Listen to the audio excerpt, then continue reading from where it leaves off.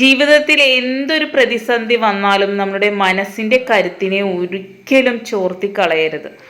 നല്ല മനക്കരുത്തോടു കൂടി നമ്മളുടെ ഏതൊരു പ്രതിസന്ധിയും മുന്നേറാനുള്ള ഒരു മാനസികാവസ്ഥ നമ്മൾ തന്നെ ഉണ്ടാക്കണം. അപ്പോൾ പലപ്പോഴും എൻ്റെ കൂട്ടുകാരെന്നോട് മെസ്സേജ് വഴി ചോദിക്കാറുണ്ട്, നിങ്ങൾ അങ്ങനെയാണോ എന്ന്. ഞാൻ അങ്ങനെ അല്ലെങ്കിൽ നിങ്ങളോട് ഇങ്ങനെ സംസാരിക്കുമോ? അത് ചിന്തിക്കുക. എല്ലാവരും നല്ലൊരു പോസിറ്റീവ് എനർജിയോടുകൂടി മുന്നോട്ട് പോകുക കേട്ടോ. സിമ്പിൾ ടിപ്സ് ഈസി ലൈഫിലേക്ക് എല്ലാ കൂട്ടുകാർക്കും സ്വാഗതം.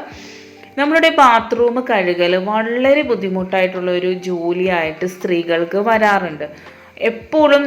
എപ്പോഴും പെട്ടെന്ന് മുഷിഞ്ഞു പോകുന്ന ഒരു സ്ഥലവും ബാത്റൂമാണല്ലോ. നമുക്ക് വെറുതെ വെള്ളമൊന്നും ഒഴിക്കാതെ തന്നെ നമ്മളിവിടുന്ന് തുടച്ചെടുത്താൽ ക്ലീനായി. ഇത് എപ്പോഴും ചെയ്യരുത്, മാസത്തിൽ ഒരിക്കൽ മാത്രം. ഇതുപോലെ കറ പിടിച്ച പൈപ്പ് വരെയും ഒന്ന് സ്പ്രേ ചെയ്ത് ഒന്ന് തുടച്ചെടുത്താൽ മതി കേട്ടോ. അതുപോലെ തന്നെ നമ്മളുടെ കിച്ചണും വെട്ടിത്തിളങ്ങുവാനുള്ള കുറേ ടിപ്സുകൾ ഞാൻ പറഞ്ഞു തരുന്നുണ്ട്. അതിന് ആദ്യമായിട്ട് ആവശ്യമായിട്ടുള്ള നമ്മളുടെ വിനാഗിരിയാണ് കേട്ടോ. വിനാഗിരി നമ്മൾ സുർക്ക അങ്ങനെ പല രീതിയിലാണ് പല സ്ഥലങ്ങളിൽ പറയുന്നത്. അതൊരു ഇതുപോലെ ഒരു മെഷർമെൻ്റ് എടുക്കുക. അതേ അളവിൽ തന്നെ നമ്മൾ വെള്ളവും ചേർത്ത് കൊടുക്കുന്നുണ്ട്. എത്ര ക്വാണ്ടിറ്റിയാണ് നമ്മൾ വിനാഗിരി എടുക്കുന്നത് അത്രയും തന്നെ നമ്മൾ വെള്ളവും ചേർത്ത് കൊടുക്കുന്നുണ്ട്. എന്നിട്ട് നമ്മൾ കംഫർട്ടോ നിങ്ങൾക്ക് എന്തൊരു സ്മെല്ലാണോ വേണ്ടത് ആ ഒരു ഇത് നമുക്ക് ഒഴിച്ചു കൊടുക്കാം. എന്നിട്ട് നല്ല രീതിയിൽ ഇത് മിക്സ് ചെയ്തെടുക്കാം കേട്ടോ. നമുക്ക് ഈ ഒരു ലിക്വിഡ് നമുക്ക് ഒരു കുറഞ്ഞത് 2-3 നമുക്ക് യൂസ് ചെയ്യാൻ പറ്റും. അതെന്തിനൊക്കെയാണ് യൂസ് ചെയ്യുന്നതെന്ന് കാണിച്ചാൽ, ഇതിപ്പോൾ ഒരു സ്പ്രേയുടെ ഇത് മേടിച്ച് കഴിഞ്ഞാൽ നമുക്ക് ഏതൊരു ബോട്ടിലും നമുക്ക് മാറ്റിയിടാൻ പറ്റും കേട്ടോ. 10-15 രൂപയേ ഉള്ളൂ അതിന്. അപ്പോൾ എല്ലാവരും ഇത് മേടിച്ച് വെച്ചാൽ വളരെ യൂസ്ഫുള്ളാണ് കേട്ടോ. അപ്പോൾ ഏതൊരു കുപ്പിയിലും സ്യൂട്ടായിക്കോളും. രാത്രി കിടക്കുമ്പോൾ നമ്മളെ എന്താ പറയുക, സിങ്ക് അത്ര ക്ലീനാക്കി ഇടണം. എന്താണെന്ന് വെച്ചാൽ അതിലൂടെയാണ് നമ്മുടെ പാറ്റ, പ്രാണികൾ അങ്ങനെയുള്ള കാര്യങ്ങളൊക്കെ വരുന്നത്. ആ ഒരു സിങ്കിൻ്റെ ഓട്ടയിലൂടെയാണ് കേട്ടോ. അപ്പോൾ നമ്മൾ ആദ്യം ഒരു ബേക്കിംഗ് സോഡ ഇട്ട് കൊടുത്ത് ഏതെങ്കിലും ഒരു ലിക്വിഡ് ഒഴിച്ച് കൊടുത്തതിന് ശേഷം നല്ലതുപോലെ കഴുകി എടുക്കുന്നുണ്ട്.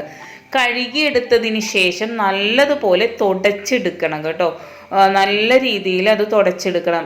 നമ്മൾ ഇത്രയൊക്കെ ഹൈജീനായിട്ട് സൂക്ഷിച്ചാൽ മാത്രമേ നമ്മളുടെ കിച്ചൺ നല്ല നീറ്റായിട്ട് ഇരിക്കുകയുള്ളൂ. അതിനുശേഷം നമ്മൾ ഉണ്ടാക്കി വെച്ച ഈ ഒരു ലിക്വിഡില്ലേ, ആ ഒരു സൊല്യൂഷൻ നിങ്ങൾ ഇതിൽ സ്പ്രേ ചെയ്ത് കൊടുത്തിട്ട് എല്ലായിടത്തും ഒന്നും കൂടെ തുടച്ചു കൊടുക്കുക കേട്ടോ. വളരെ അടിപൊളിയായിട്ടുള്ള ഒരു റിസൾട്ടാണ് നിങ്ങൾക്ക് കിട്ടുന്നത്. പാറ്റ അതുപോലെ തന്നെ രാവിലെ എഴുന്നേറ്റ് വരുമ്പോൾ നല്ലൊരു ഫ്രഷ് മണവും ഉണ്ടാവും.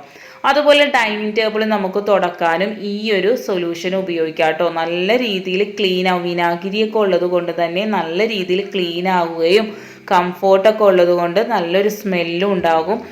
പ്രാണികൾ വന്നിരിക്കുക ഡൈനിങ് ടേബിളിൽ, ഫുഡൊക്കെ കൊണ്ടുവന്ന് വെക്കുമ്പം പ്രാണികളൊക്കെ വന്നിരിക്കില്ല, അതിൻ്റെ ഒന്നും ഇതുണ്ടാവില്ല കേട്ടോ. നിങ്ങളൊന്ന് ചെയ്ത് നോക്കാം.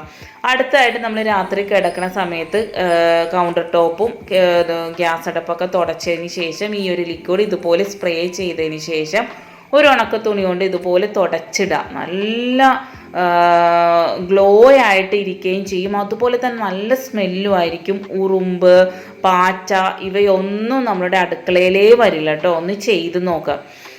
അടുത്തതായിട്ട് നമ്മുടെ ഫ്രിഡ്ജിൽ കൈ കൊണ്ട് പിടിച്ച ഈ ഒരു പാടൊക്കെ ഉണ്ടാവില്ലേ, പാട്, അതുപോലെ തന്നെ കുട്ടികളാണെങ്കിലും പല കൈ കൊണ്ട് തുറക്കുകയൊക്കെ ചെയ്യും.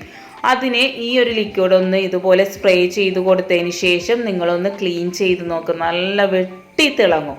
നല്ല പുത്തൻ ഫ്രിഡ്ജ് പോലെ ആയി കിട്ടും. നിങ്ങളൊന്ന് ചെയ്ത് നോക്കാം കേട്ടോ. അടുത്തായിട്ട് നമ്മുടെ ബാത്റൂമിൽ നമ്മൾ വേറൊരു സൊല്യൂഷനാണ് എടുക്കുന്നത്.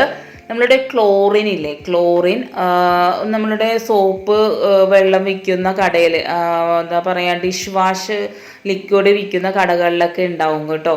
ആ ഒരു ബോട്ടിലേക്ക് നമുക്ക് എത്രയാണോ ആവശ്യം അത് ഒഴിച്ചു കൊടുത്തിട്ടുണ്ട്. എന്നിട്ട് ഒരു സ്പ്രേ നോബും കൂടെ വെച്ച് കൊടുത്തിട്ടുണ്ട് കേട്ടോ. എന്നിട്ട് നമ്മൾ തുണി ഇതുപോലെ കട്ടിയിലെടുക്കണം, നേരിയതായിട്ട് എടുക്കരുത്. പിന്നെ കയ്യോറ ഇടണം. അതുപോലെ തന്നെ മുഖത്ത് മാസ്കും വെക്കണം. എന്നിട്ടേ നിങ്ങളിത് ചെയ്യാവുള്ളൂ. അതുപോലെ ബാത്റൂം ഓപ്പൺ ചെയ്തിട്ടതിന് ശേഷം മാത്രം നിങ്ങളിത് ചെയ്യുക. ഇപ്പം ഞാനിപ്പോൾ ഡോറ് മാത്രം കഴുകാനാണ് ഈ ഒരു ഡോർ അടച്ചിട്ടേക്കുന്നത്. നമ്മളുടെ ഡോറിലുണ്ടാവുന്ന എത്ര വളുവളുപ്പും ചേറും ഒരു സ്പ്രേ ഒന്ന് ചെയ്തതിന് ശേഷം ഇതുപോലെ നിങ്ങൾ തുടച്ചെടുത്താൽ മതി. നമ്മൾ ഈ ഒരു തുണി എന്ന് പറഞ്ഞു കഴിഞ്ഞാൽ കഴുകി ഒന്നും യൂസ് ചെയ്യരുത്. ഇത് തുടച്ചതിന് ശേഷം അങ്ങോട്ട് കളയുക. അത് നമുക്ക് ബ്രഷ് വേണ്ട, വെള്ളം വേണ്ട, ഒന്നും വേണ്ട. മാസത്തിൽ ഒരിക്കൽ മാത്രം. തറയിൽ ഒരിക്കലും ഉപയോഗിക്കരുത്. ക്ലോറിൻ ഒരിക്കലും തറ കഴുകാനായിട്ട് ഉപയോഗിക്കരുത് കേട്ടോ. ഇതുപോലെ നമ്മളൊന്ന് സ്പ്രേ ചെയ്ത് കൊടുക്കുക. വളരെ കുറച്ച് മാത്രം സ്പ്രേ ചെയ്ത് കൊടുക്കുക. അതിനുശേഷം ഇത് നോക്കൂ, ഈ വിടവിലൊക്കെ നമ്മൾ ബ്രഷ് വെച്ച് എന്തോരം ഉരക്കണം. അതൊന്നും വേണ്ട. നമ്മളൊരു കളയാൻ വെച്ചേക്കുന്ന ഒരു തുണി കൊണ്ട് ഇതുപോലെ തുടച്ചെടുത്താൽ മതി. കണ്ടില്ലേ, വളരെ സിമ്പിളായിട്ട് പോകുന്നത്. അതുപോലെ തന്നെ ഞാൻ പറഞ്ഞ കാര്യങ്ങളെല്ലാം പെർഫെക്റ്റ് ആയിട്ട് ചെയ്യുക. മാസ്ക് ഇടണം, കയ്യോറ ഇടണം. അതുപോലെ തന്നെ കളയാനുള്ള ഒരു തുണിയായിരിക്കണം. വെള്ളം ഉപയോഗിക്കേണ്ട. താഴെ ഫ്ലോറ് കഴുകരുത് കേട്ടോ ഇതുകൊണ്ട്.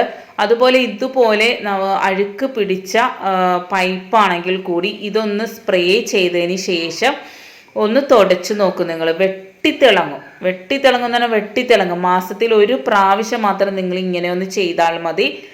നിങ്ങൾ ഫ്ലോറിലൊന്നും കഴുകരുതെന്ന് പറയുന്നത് ആ ഒരു ടൈലിൻ്റെ കളറ് വ്യത്യാസം വരുവാനും, അതുപോലെ തന്നെ നമ്മളുടെ ബാത്റൂമിൽ നമുക്ക് ആവശ്യത്തിന് കുറച്ച് അണുക്കളൊക്കെ ആവശ്യമാണ്. ഇത് നമ്മൾ ഉപയോഗിക്കുമ്പോൾ ആ ഓവിലൂടെ അത് പോയിട്ട് ആ അണുക്കളൊക്കെ നശിച്ചു പോകാൻ സാധ്യതയുണ്ട്. അതുകൊണ്ടാണ് ഫ്ലോറ് കഴുകരുതെന്ന് പറയുന്നത്.